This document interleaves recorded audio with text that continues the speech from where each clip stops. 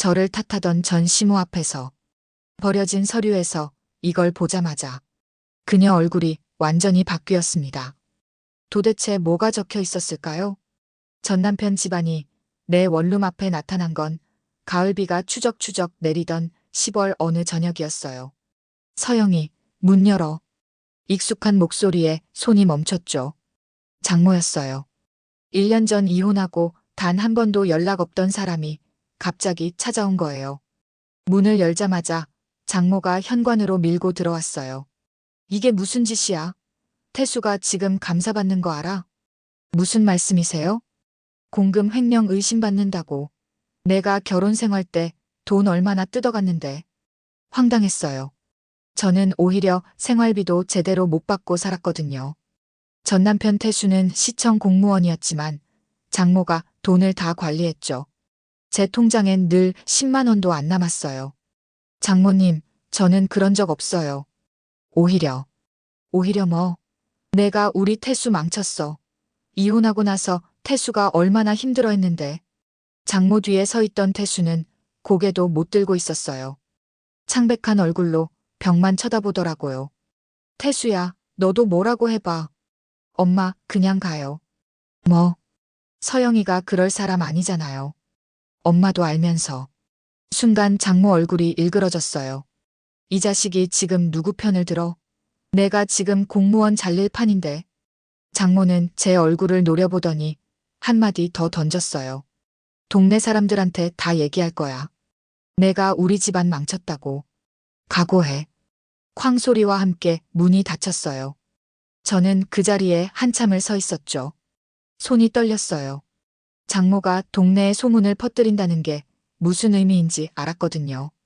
이 작은 도시에서 소문은 생명이에요. 저는 프리랜서 기자라 지역 사람들 신뢰가 없으면 일을 못해요.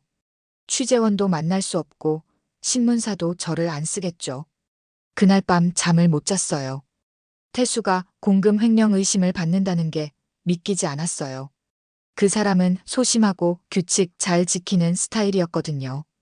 외도는 했어도 법은 안 어기는 사람이었어요. 아니 외도. 순간 뭔가 스쳤어요. 태수가 외도 상대랑 제주도 갔을 때요. 그때 장모가 태수가 공무로 출장 갔다고 동네 사람들한테 말하고 다녔죠. 심지어 시청 사람들한테도 그렇게 말했대요. 만약 그때 태수가 공무용 카드를 썼다면 등골이 서늘해졌어요. 다음 날 아침 신문사로 출근하는데 동네 슈퍼 앞에서 아줌마들이 수군거렸어요. 저 여자 봐. 전 남편 공무원 망하게 했다던데? 에이 설마. 얼굴은 착해 보이던데. 최 여사가 직접 얘기했대. 결혼 생활 때 돈 엄청 뜯어갔다고. 귀를 의심했어요. 최 여사, 장모를 말하는 거였죠. 벌써 소문을 퍼뜨리기 시작한 거예요. 신문사에 도착했더니 박 부장이 저를 불렀어요. 서영 씨, 잠깐. 네, 부장님. 혹시 전 남편 쪽에서 무슨 일 있어요? 아침에 시청 공무원 한 명이 감사받는다는 소식 들었는데. 아, 그게. 말을 잇지 못했어요. 박 부장 눈빛이 조금 달라져 있었거든요. 의심. 그 눈빛이었어요. 서영 씨랑 관련 없는 거죠? 당연히 없습니다. 저는 이혼한 지 1년 됐고요. 그래요. 뭐, 기자가 이상한 소문에 휘말리면 곤란하니까. 조심해요. 조심하라는 말이 무슨 뜻인지 알았어요. 문제 생기면 계약 안 할 수도 있다는 경고였죠. 점심시간, 취재차 시장 갔다가 또 들었어요. 서영이 그 여자, 폭력도 심했대. 헐, 진짜? 남편한테? 최 여사가 그러던데. 태수가 맨날 멍들고 들어왔다고. 뭐라고요? 발이 멈췄어요. 폭력이요? 저는 태수 손가락 하나 안 대봤어요. 오히려 장모한테 목소리 좀 낮춰라 소리 들으면서 숨죽이고 살았는데. 이건 단순한 소문이 아니었어요. 장모가 조직적으로 저를 망가뜨리려는 거였죠. 저녁 무렵 원룸으로 돌아오는데 현관문에 낙서가 있었어요. 거짓말쟁이. 빨간 매직으로 크게 써놨더라고요. 손이 또 떨렸어요. 숨이 막혔어요. 이러다가 정말 이 동네에서 살 수 없겠구나. 그때 뒤에서 목소리가 들렸어요. 힘드시겠어요. 돌아보니 옆집 할머니, 문혜숙 선생님이었어요. 70대로 보이는 작은 체구의 할머니였죠. 얼마 전에 이사 오셨는데 조용히 사시는 분이었어요. 괜찮습니다. 괜찮아 보이진 않는데요. 문 선생님은 제 얼굴을 가만히 들여다봤어요. 최순자 씨, 그 사람 때문이죠? 어떻게 아세요? 나도 옛날에 이 동네 살았어요. 최순자가 뭐 하는 사람인지 잘 알죠. 문 선생님은 저를 자기 집으로 데려갔어요. 작지만 정갈한 방이었죠. 책장에 오래된 책들이 가득했고요. 차 한 잔 마셔요. 따뜻한 보리차를 건네주시더라고요. 선생님 장모를. 최순자를 어떻게 아세요? 나 옛날에 이 동네 초등학교 교사였어요. 30년 넘게 일했죠. 문 선생님은 천천히 말을 이어갔어요. 최순자 아들이 태수 하나가 아니에요. 위로 딸 둘이 더 있었어요. 네. 근데 그 딸들 남편이 다 쫓겨났어요. 최순자한테. 등골이 서늘했어요. 큰 사위는 장사하다가 빚이 좀 생겼대요. 근데 최순자가 동네 방방곡곡 다니면서 사위가 도박으로 집안 재산 다 날렸다고 소문냈죠. 결국 장사 망하고 이혼했어요. 그럼 둘째 사위는요? 그 사람은 더 심해요. 멀쩡한 직장인이었는데 최순자가 사위가 바람 피운다고 소문 퍼뜨렸어요. 회사까지 전화해서 난리쳤죠. 결국 그 사람도 명예퇴직하고 이혼. 그럼 왜 그런 짓을 하는 거예요? 돈이에요. 문 선생님 목소리가 낮아졌어요. 최순자는 딸들 이혼 위자료, 재산 분할 다 챙겼어요. 그리고 사위들이 벌어놓은 돈도 건드렸죠. 법적으론 문제없게 꾸며놓고 머리가 하얘졌어요. 그럼 저도. 그렇죠. 서영 씨가 세 번째예요. 아니, 태수가 아들이니까 며느리가 처음이긴 한데. 왜 아무도 막지 않았어요? 경찰은요? 증거가 없어요. 최순자는 교묘해요. 절대 자기 입으로 직접 안 해요. 내가 들었다더라 식으로 돌려 말하죠. 게다가 이 작은 동네에서 30년 넘게 살았으니 사람들이 다 믿어요. 문 선생님은 잠시 망설이다가 말했어요. 그런데 서영 씨, 나한테 증거가 좀 있어요.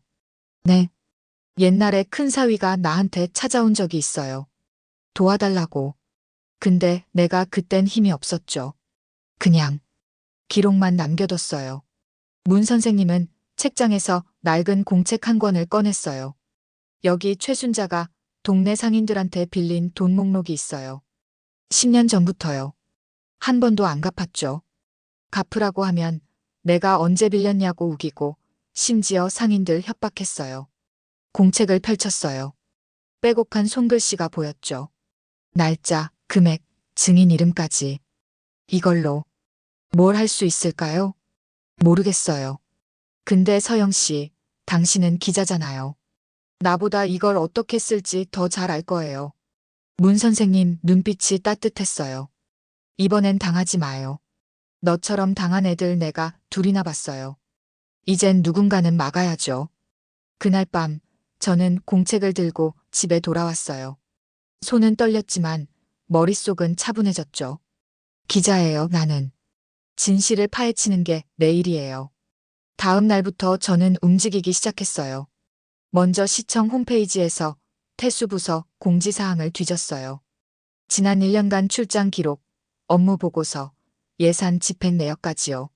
10월 3일 재무과 예산 집행 보고서에서 이상한 점을 발견했어요. 제주도 지역 벤치마킹 출장 마이너스 김태수 주무관. 날짜를 보는 순간 심장이 쿵 내려앉았어요. 작년 5월 15일부터 17일까지. 그날이었어요. 태수가 외도 상대랑 제주도 간 날이요. 저는 그때 장모한테 전화를 받았었죠. 서영아, 태수 공무 출장 갔으니까 연락하지 마. 바쁘대. 공무 출장이라고 했어요. 근데 실제로는 여자랑 놀러 간 거였죠. 만약 태수가 그때 공무용 카드를 썼다면 그건 명백한 횡령이에요. 손이 떨렸어요. 하지만 이건 시작일 뿐이었죠. 저는 문 선생님이 준 공책을 펼쳤어요. 최순자가 동네 상인들한테 빌린 돈 목록이었죠. 200만 원, 300만 원, 50만 원. 10년간 총액이 2천만 원이 넘었어요.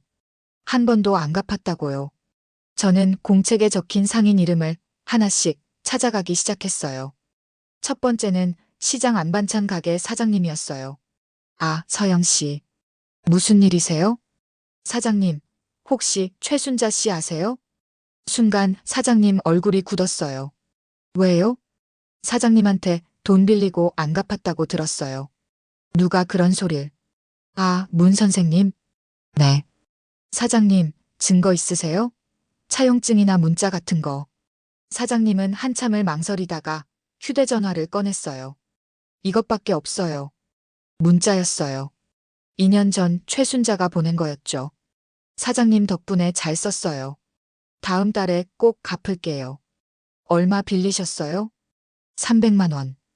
급하다고 아들 병원비 낸다고 했어요. 근데 갚으라고 하니까 내가 언제 빌렸냐고 하더라고요. 고소는 안 하셨어요? 이 작은 동네에서 어떻게 고소해요? 최순자 입이 얼마나 무서운데. 나까지 이상한 소문 나면 장사 못해요. 두 번째는 세탁소 사장님, 세 번째는 철물점 주인이었어요. 모두 같은 패턴이었죠. 급하다, 꼭 갚는다 안 갚음 독촉하면 내가 언제 빌렸냐 소문으로 협박.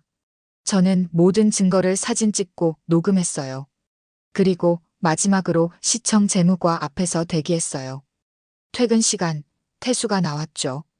태수 씨. 태수는 저를 보자마자 움찔했어요. 서영아. 작년 5월 15일 제주도 갔을 때 공무용 카드 썼어요? 얼굴이 하얘졌어요. 그게 어떻게? 얼마 썼어요? 200만 원쯤. 왜 그랬어요? 태수는 한참을 입을 열지 못했어요. 그러다가 힘없이 말했죠. 엄마가 시켰어. 어차피 결제 나한테 오니까 조작하라고. 그리고 그 돈으로 여행 가라고. 장모님이요? 응. 엄마가 다 짰어. 출장 보고서도 엄마가 써줬고. 순간 모든 퍼즐이 맞춰졌어요. 최순자가 아들을 조종해서 공금을 빼돌린 거예요. 그리고 감사가 시작되니까 이혼한 며느리한테 죄를 뒤집어 씌우려고 한 거죠. 집에 돌아와서 저는 모든 자료를 정리했어요. 노트북 화면에 파일들이 쌓여갔죠. 증거 1 태수 제주도 출장 기록 공무용 카드 사용 내역. 증거 2 최순자 금전 갈취 피해자 진술 문자 증거. 증거 3 태수 자백 녹음 파일. 이 정도면 충분했어요. 하지만 문제가 있었죠. 이걸 어떻게 쓸 것인가. 신문 기사로 낼 수도 있었어요. 하지만 그러면 태수까지 완전히 망가지죠. 태수는 가해자이기도 하지만 피해자이기도 했으니까요. 장모한테 조종당한 거니까. 고민하던 중 문 선생님한테 전화가 왔어요. 서영 씨, 오늘 동네 슈퍼 앞에서 최순자가 또 당신 얘기하고 다녔어요. 뭐라고 하던가요? 당신이 태수 폭행했다고 경찰 조사받을 거라고 했어요. 완전히 거짓말인데. 화가 치밀었어요. 아니, 화를 넘어서 이젠 확신이 들었죠. 이 사람은 절대 멈추지 않을 거예요. 누군가 확실하게 막지 않으면. 저는 결정했어요. 다음 날 아침, 저는 신문사박 부장을 찾아갔어요. 부장님, 단독 기사 하나 쓰고 싶습니다. 무슨? 지역 공무원 공금 횡령 사건이요. 그리고 배후 인물까지. 책상 위에 정리한 자료를 쫙 펼쳤어요. 박 부장 눈이 커졌죠. 이게 전부 확인된 거예요? 네. 녹취도 있고 증인도 있습니다. 그런데 서영 씨, 이거 전 남편 아니에요? 맞습니다. 그래서 제 이름은 빼주세요. 기사엔 본지 취재팀으로만 나가면 돼요. 박 부장은 한참을 자료를 들여다봤어요. 이거 진짜 대단한데요. 근데 최순자, 이 사람 이 동네서 30년 넘게 산 사람이에요. 괜찮겠어요? 괜찮아야죠. 아니면 저 같은 사람이 계속 나올 테니까요. 박 부장이 천천히 고개를 끄덕였어요. 알겠어요. 내일 조간에 냅시다. 그날 저녁 저는 태수한테 문자를 보냈어요. 내일 기사 나갑니다. 당신 이름도 나가요. 하지만 장모님이 시켰다는 것도 같이 나갈 거예요. 이게 마지막 기회예요. 정직하게 조사받으세요. 답장은 없었어요. 하지만 10분 후 낯선 번호로 전화가 왔죠. 서영이 나야. 최순자였어요. 뭘 하려는 거야? 기사가 뭐야? 장모님이 제일 잘 아시잖아요. 이것 봐, 서영아. 내가 그렇게 나오면 너도 가만 안 둬. 내가 동네 사람들 소문 퍼뜨리실 거죠? 이미 하셨잖아요. 근데 장모님, 내일부터는 사람들이 누구 말을 믿을까요? 전화기 너머로 숨소리만 들렸어요. 증거 다 있어요. 녹음도, 문자도, 증인도. 장모님이 지난 10년간 뭘 했는지 다 나갈 거예요. 너 이러면 태수도 망해. 그건 장모님이 생각하실 일 아니에요. 이미 망가뜨린 사람이 장모님이니까. 전화를 끊었어요. 손은 떨렸지만 후회는 없었어요. 다음 날 새벽 신문이 배달됐어요. 일면 톱기사였죠. 어시 공무원, 공금 200만 원 횡령. 배후의 모친 개입 의혹. 기사엔 모든 게 담겨 있었어요. 태수의 제주도 출장, 공무용 카드 사용 내역, 그리고 최순자의 지시. 거기에 더해 최순자가 10년간 동네 상인들한테 빌린 돈 2천만 원을 안 갚은 사실까지요. 익명 피해자 인터뷰도 실렸죠. 이분은 급하다며 돈을 빌려가선 한 번도 갚지 않았습니다. 독촉하면 오히려 소문을 퍼뜨려 협박했어요. 오전 9시쯤 제 전화가 울리기 시작했어요. 먼저 문 선생님이었죠. 서영 씨, 기사 봤어요. 정말 잘했어요. 선생님 덕분이에요. 아니에요. 당신이 용기 낸 거예요. 나는 10년 동안 공책만 들고 있었잖아요. 문 선생님 목소리가 떨렸어요. 이제 좀 숨통이 트이네요. 10시쯤 신문사박 부장한테 전화가 왔어요. 서영 씨, 난리 났어요. 시청에서 전화 빗발치고 경찰도 움직인대요. 태수는요? 출근 안 했대요. 집에서 경찰 조사받는 중이래요. 가슴이 철렁했어요. 태수가 나쁜 사람은 아니었거든요. 그냥 약한 사람이었죠. 엄마 말에 끌려다닌. 하지만 동정할 순 없었어요. 잘못은 잘못이니까. 오후 2시 시장에 취재를 나갔어요. 분위기가 완전히 달라져 있었죠. 반찬 가게 사장님이 저를 보자 달려왔어요. 서영 씨, 기사 쓴 사람 당신이죠? 어떻게 아셨어요? 문 선생님한테 들었어요. 아, 정말 고마워요. 나 같은 사람 얼마나 많은지 알아요? 세탁소 사장님, 철물점 주인도 나왔어요. 우리가 경찰서 가서 진술할 거예요. 이제 최순자 무서워 안 해요. 기사 나왔으니까 사람들이 진실을 알았잖아요. 그 순간이었어요. 시장 입구에서 최순자가 나타났죠. 얼굴이 창백했어요. 머리는 산발이었고요. 서영아. 최순자가 제 앞으로 다가왔어요. 주변 사람들이 숨을 죽였죠. 내가 이런 짓을 해? 내가. 장모님, 저는 사실만 썼어요. 사실? 거짓말쟁이가. 태수 인생 망가진 거 책임질 거야? 태수 인생 망가뜨린 건 장모님이에요. 최순자 얼굴이 일그러졌어요. 뭐? 태수한테 공금 빼돌리라고 시킨 게 누구예요? 출장 보고서 조작한 게 누구고요? 증거 있어? 증거. 네, 있어요. 녹음 파일이요. 태수가 직접 말했어요. 엄마가 시켰다고. 순간 최순자가 비틀거렸어요. 그 자식이. 엄마한테. 그리고 장모님, 10년간 빌린 돈 2천만 원은 언제 갚으실 거예요? 주변 상인들이 웅성거렸어요. 최순자는 사방을 둘러봤죠. 사람들 눈빛이 차가웠어요. 너희들, 내가 언제 안 갚는다고 했어? 반찬 가게 사장님이 나섰어요. 최 여사, 저한테 300만 원 빌린 거 잊으셨어요? 2년 전에. 나도요. 500만 원. 나도. 100만 원. 목소리가 하나둘 터져 나왔어요. 최순자는 말문이 막혔죠. 그때 시장 입구로 경찰차가 들어왔어요. 경찰관 2명이 내렸죠. 최순자 씨 맞으시죠? 네, 맞는데요. 사기 및 공갈 혐의로 조사받으셔야겠습니다. 동행해 주시죠. 최순자는 저를 노려봤어요. 하지만 예전처럼 무섭지 않았어요. 그냥 초라한 노인일 뿐이었죠. 경찰차가 떠나고 시장은 조용해졌어요. 저는 그 자리에 한참을 서 있었죠. 일주일 후 모든 게 정리됐어요. 태수는 공무원 직위 해제됐어요. 형사처벌도 받게 될 거래요. 집행유예가 나올지 실형이 나올지는 재판을 봐야 안다고 했죠. 최순자는 사기죄로 기소됐어요. 상인들이 집단으로 고소장을 냈거든요. 10년간 쌓인 증거들이 쏟아졌죠. 문자, 녹취, 증인 진술까지. 최소 징역 2년은 나올 거래요. 문 선생님이 차를 따라주며 말했어요. 이제 좀 편하시겠어요?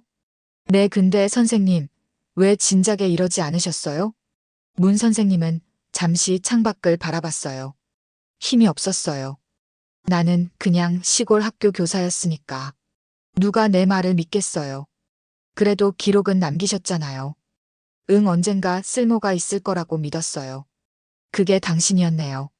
문 선생님이 제 손을 꼭 잡았어요.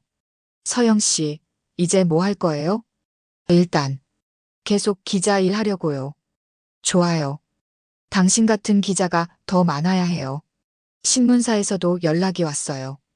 박 부장이 저를 정식 기자로 채용하겠다고 했죠. 서영 씨 기사 반응이 엄청났어요. 다른 지역 신문에서도 연락 왔고요. 이제 프리랜서 아니고 정식으로 일해요. 감사합니다, 부장님. 아니에요. 내가 고마워요. 이런 기사 쓸 용기 있는 사람 흔치 않거든요. 일주일 후 태수한테 연락이 왔어요. 서영아, 나야. 목소리가 많이 지쳐 있었어요. 응, 무슨 일이야? 미안해. 갑자기 왜? 결혼 생활 때도, 이혼할 때도, 그리고 이번에도. 내가 너무 약했어. 한참 침묵이 흘렀어요. 태수 씨, 나는 태수 씨가 나쁜 사람이라고 생각 안 해요. 그냥 용기가 없었던 거죠. 맞아. 이제라도 제대로 조사받고 벌 받으세요. 그게 태수 씨가 엄마한테서 독립하는 첫걸음이에요. 알았어. 그리고 행복해. 전화를 끊고 한참을 멍하니 있었어요. 미련은 없었어요. 다만 안타까울 뿐이었죠. 그날 저녁 원룸 현관문 앞에 택배 상자가 놓여 있었어요. 문 선생님이 보낸 거였죠. 상자를 열자 쪽지가 나왔어요. 서영 씨, 이건 내가 교사 시절 아이들한테 상으로 주던 거예요. 당신한테 주고 싶어서요. 마이너스 문해숙. 상자 안엔 작은 트로피가 들어 있었어요. 용기 있는 사람에게. 눈물이 났어요. 2년 전 이혼하고 이 동네 왔을 때만 해도 전 아무것도 아니었어요. 그냥 도망쳐온 사람이었죠. 근데 이제는 달라요. 싸울 수 있다는 걸 알았고 이길 수 있다는 것도 알았어요. 무엇보다 중요한 건 저 혼자가 아니라는 걸 알았어요. 문 선생님처럼, 반찬 가게 사장님처럼 정의로운 사람들은 어디에나 있어요. 다만 누군가 먼저 용기를 내야 하죠. 그게 이번엔 저였던 거예요. 석 달이 흘렀어요. 겨울이 왔고 어시는 첫눈이 내렸죠. 저는 신문사 정식 기자로 일하고 있었어요. 책상도 생기고 명함도 새로 만들었죠. 지역부 기자 서영.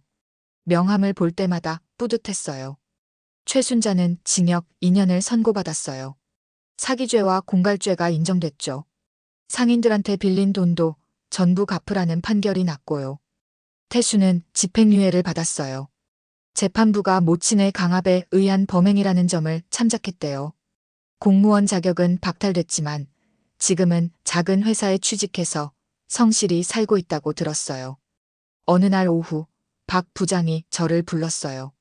서영 씨, 새 기획 어때요? 무슨 기획이요? 지역 사회 부조리 고발 시리즈요. 서영 씨가 메인 작가로. 저요? 당연하죠. 최순자 기사 이후로 제보가 엄청 들어와요. 우리 동네도 이런 사람 있다고요. 가슴이 뛰었어요. 해볼게요. 좋아요. 이번엔 진짜 제대로 파헤쳐 봅시다. 퇴근길 시장에 들렀어요. 반찬 가게 사장님이 반갑게 맞아줬죠. 서영 씨, 오늘 깍두기 새로 담갔어요. 하나 가져가요. 감사해요, 사장님. 뭘요? 우리가 더 고마운데. 요즘 장사도 잘 돼요. 최순자 그 사람 때문에 눌려 살던 게 얼마나 많았는지 몰라요. 세탁소 사장님도 손을 흔들었어요. 서영 씨, 다음엔 우리 집 밥 먹으러 와요. 따뜻했어요. 이 동네가 이제 집처럼 느껴졌죠. 집에 돌아오니 문 선생님이 계단에 앉아 계셨어요. 선생님, 왜 여기 계세요? 추운데. 서영 씨 기다렸어요. 이거 줄 게 있어서. 문 선생님이 작은 봉투를 건넸어요. 뭐예요? 편지. 최순자 큰딸한테 온 거. 편지를 열었어요. 서영 씨, 저는 최순자의 큰딸입니다. 어머니가 저지른 일을 뒤늦게 알았습니다. 제 남편도 동생 남편도 모두 어머니 때문에 고통받았다는 걸요. 늦었지만 사과드립니다. 그리고 감사합니다. 서영 씨가 용기 내주셔서 어머니가 더 이상 다른 사람을 해치지 못하게 됐으니까요. 편지를 읽는데 눈물이 났어요. 선생님, 잘했죠, 서영 씨? 네, 잘한 것 같아요. 문 선생님이 제 어깨를 토닥였어요. 이제 진짜 시작이에요. 서영 씨는 앞으로 더 많은 사람들을 도울 거예요. 그날 밤, 저는 노트북을 켰어요. 새 기획 첫 기사 제목을 적었죠. 우리 동네 숨겨진 진실들, 마이너스 침묵을 깬 사람들의 이야기.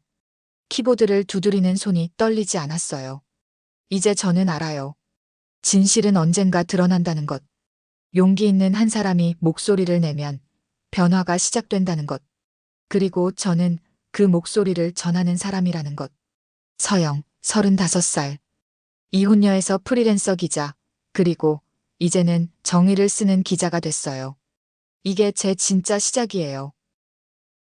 오늘의 이야기는 여기까지입니다. 여러분의 구독과 좋아요는 영상 제작에 큰 힘이 됩니다. 구독과 좋아요 부탁드립니다.